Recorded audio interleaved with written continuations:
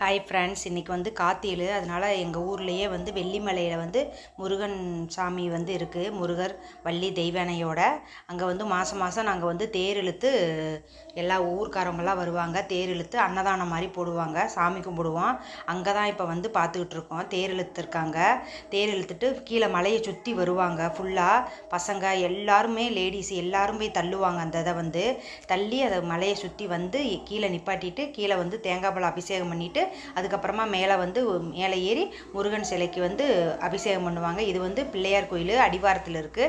மேலே வந்து வெள்ளிமலைக்கு மேலே ஏறினாங்கன்னா வந்து முருகன் சிலை இருக்கும். இது வந்து எப்பயுமே இதில் வச்சு சுற்றுறது, நம்ம வந்து தேரில் வச்சு சுற்றுறதுக்காக இந்த சிலையை தனியாக வச்சுருக்காங்க. தேர் இழுக்கிறப்ப மட்டும் இந்த சிலையை கொண்டு வந்து தேரில் வச்சு மலையை வந்து சுற்றி வந்துட்டு மேலே போய் சாமி கும்பிட்டுட்டு அன்னதானமெல்லாம் வாங்கிட்டு எல்லோரும் வீட்டுக்கு வந்துடுவாங்க. இந்த வீடியோ பிடிச்சிருந்தா லைக் பண்ணுங்கள், ஷேர் பண்ணுங்கள், கமெண்ட் பண்ணுங்கள், சப்ஸ்கிரைப் பண்ணுங்கள்.